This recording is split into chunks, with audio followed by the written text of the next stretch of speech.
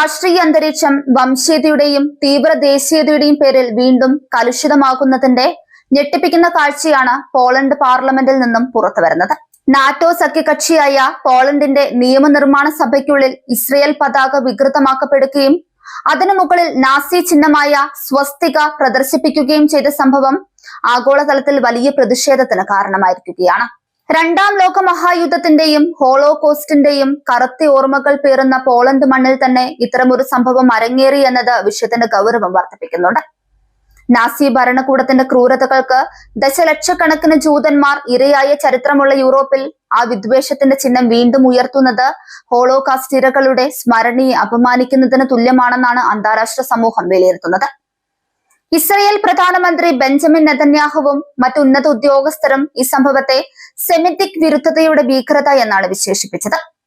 ഒരു പരമാധികാര രാഷ്ട്രത്തിന്റെ പാർലമെന്റിനുള്ളിൽ ഇത്തരം വിദ്വേഷ ചിഹ്നങ്ങൾ എങ്ങനെ പ്രവേശിച്ചു എന്നത് വലിയ സുരക്ഷാ വീഴ്ചയായും രാഷ്ട്രീയ ജീർണതയായും ചൂണ്ടിക്കാണിക്കപ്പെടുന്നു. മിഡിൽ ഈസ്റ്റിൽ ഇസ്രയേലും ഇറാനും തമ്മിലുള്ള സംഘർഷം മൂർച്ഛിച്ചു നിൽക്കുന്ന സാഹചര്യത്തിൽ യൂറോപ്പിലെ ഇത്തരമൊരു നീക്കം വെറുമൊരു പ്രാദേശിക പ്രതിഷേധമായി കാണാൻ കഴിയില്ല. ഇസ്രയേലിന്റെ ഗൾഫ് സഖ്യകക്ഷികളും പാശ്ചാത്യ രാജ്യങ്ങളും ഈ സംഭവത്തെ ഒരുപോലെ അപലപിച്ചു. മിഡിൽ ഈസ്റ്റിലെ സംഘർഷങ്ങൾ എങ്ങനെയാണ് യൂറോപ്പിലെ തെരുവുകളിലും പാർലമെന്റുകളിലും ധ്രുവീകരണം ഉണ്ടാക്കുന്നത് എന്നതിന്റെ ഉദാഹരണമാണിത്. പോളണ്ടിലെ നിയമസഭാ സാമാജികർക്കിടയിൽ തന്നെ ഈ വിഷയം വലിയ വാക്പോരിന് വഴി തുറന്നു.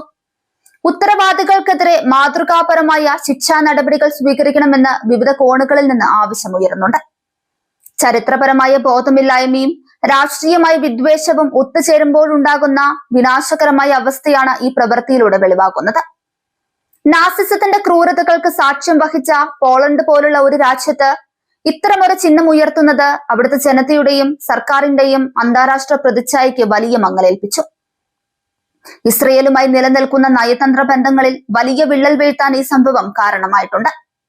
വിദ്വേഷ പ്രസംഗങ്ങളും രാഷ്ട്രീയ പ്രകോപനങ്ങളും പരിധി വിടുമ്പോൾ അതിത്തരം അക്രമാസക്തമായ പ്രകടനങ്ങളിലേക്ക് നയിക്കുമെന്ന മുന്നറിയിപ്പാണ് രാഷ്ട്രീയ നിരീക്ഷകർ നൽകുന്നത്. യൂറോപ്പിലുടനീളം വളർന്നു വരുന്ന വലതുപക്ഷ തീവ്രവാദവും സെമിറ്റിക് വിരുദ്ധതയും ഈ സംഭവത്തോടെ വീണ്ടും ചർച്ചാ വിഷയമായിരിക്കുകയാണ്. പലപ്പോഴും രാഷ്ട്രീയ വിയോജിപ്പുകൾ വംശീയ അധിക്ഷേപങ്ങളിലേക്ക് വഴിമാറുന്നത് ജനാധിപത്യത്തിന് ഭീഷണിയാണെന്ന് നേതാക്കൾ മുന്നറിയിപ്പ് നൽകുന്നു. പോളണ്ട് സർക്കാർ ഈ സംഭവത്തിൽ ഖേദം പ്രകടിപ്പിക്കുകയും അന്വേഷണം പ്രഖ്യാപിക്കുകയും ചെയ്തിട്ടുണ്ടെങ്കിലും ആഗോളതലത്തിൽ ഇസ്രയേൽ അനുകൂലികളും മനുഷ്യാവകാശ പ്രവർത്തകരും വലിയ പ്രതിഷേധവുമായി മുന്നോട്ട് പോവുകയാണ്. വിദ്വേഷം പടർത്തുന്ന ഇത്തരം പ്രവണതകളെ മുളിയിലെ നുള്ളിയില്ലെങ്കിൽ അത് വലിയ സാമൂഹിക വിപത്തായി മാറുമെന്ന് ഈ സംഭവം നമ്മെ ഓർമ്മിപ്പിക്കുന്നു. പോളണ്ട് പാർലമെന്റിലെ ഈ ദൗർഭാഗ്യകരമായ സംഭവം വെറുമൊരു പതാകയെ അപമാനിക്കലല്ല, മറിച്ച് മനുഷ്യത്വത്തിന് മേലുള്ള കരുനിഴലായി മാറിയിരിക്കുകയാണ്. അന്താരാഷ്ട്ര തലത്തിൽ സമാധാന ചർച്ചകൾ നടക്കുമ്പോഴും ഇത്തരം വിദ്വേഷ പ്രകടനങ്ങൾ മിഡിൽ ഈസ്റ്റിലെയും യൂറോപ്പിലെയും രാഷ്ട്രീയ സാഹചര്യങ്ങളെ കൂടുതൽ സങ്കീർണമാക്കുന്നു.